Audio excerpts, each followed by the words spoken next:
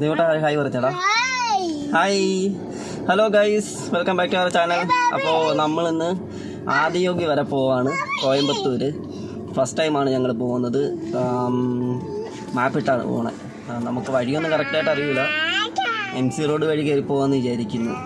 ഇപ്പോൾ റോഡിൻ്റെയൊക്കെ ഒരു ഇത് വെച്ചിട്ട് MC റോഡ് വഴിയായിരിക്കും ബെറ്റർ. അപ്പം അങ്ങനെ പോകാമെന്നാണ് വിചാരിക്കുന്നത്. ഫസ്റ്റ് ടൈമാണ് ഞങ്ങൾ പോകുന്നത്. ഇതെവിടെ ഭയങ്കര ഹാപ്പിയാണെന്ന് തോന്നുന്നു, ഭയങ്കര അപ്പോൾ പോകുന്ന വഴിക്കുള്ള ബാക്കിയുള്ള വീഡിയോസൊക്കെ കാണിച്ചു തരാം. അപ്പോൾ വീഡിയോയിലോട്ട് പോവാം. ഹായ്, ഇതേട്ടൊരു ഹായ് പറഞ്ഞേക്ക്.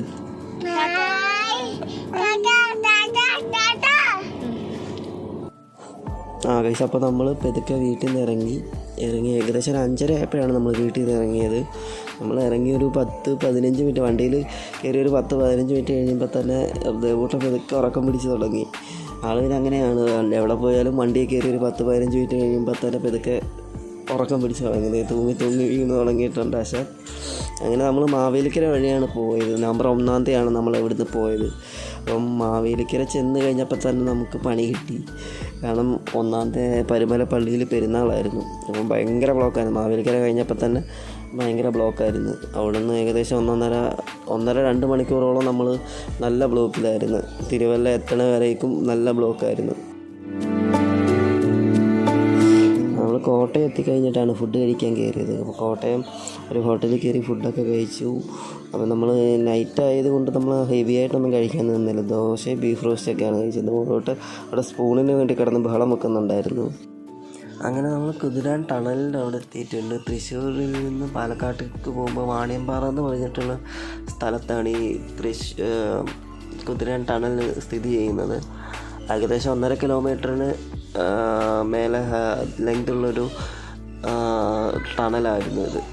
ഇവിടെ ഇതിനിപ്പോൾ എങ്ങനെ പേര് വരാൻ കാരണം, കുതിരാൻ്റെ പേര് വരാൻ കാരണം, ഈ മലയുടെ മുകളിലൊരു അയ്യപ്പ ക്ഷേത്രമുണ്ട്. അപ്പോൾ കുതിരയുടെ മേളിലിരിക്കുന്ന അയ്യപ്പൻ്റെ പ്രതിഷ്ഠയാണ് അവിടെ. അതുകൊണ്ടാണ് ഈ പ്രദേശത്തിന് കുതിരാൻ്റെ പേര് വരാൻ കാരണം. നല്ലൊരു എക്സ്പീരിയൻസ് ആയിരുന്നു അത്.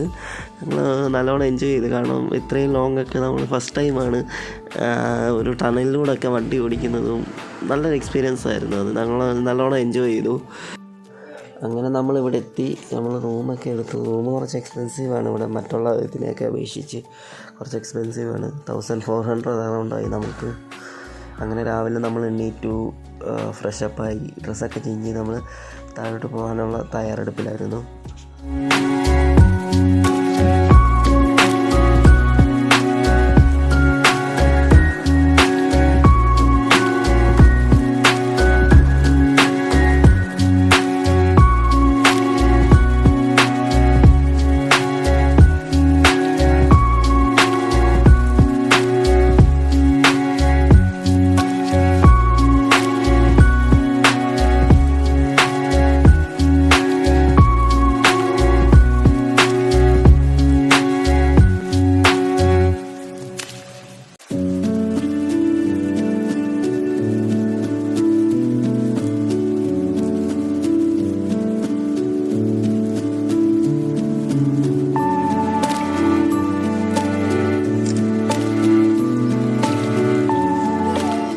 ഹലോ ഗൈസ്, അപ്പോൾ നമ്മളിങ്ങ് എത്തിയിട്ടുണ്ട്.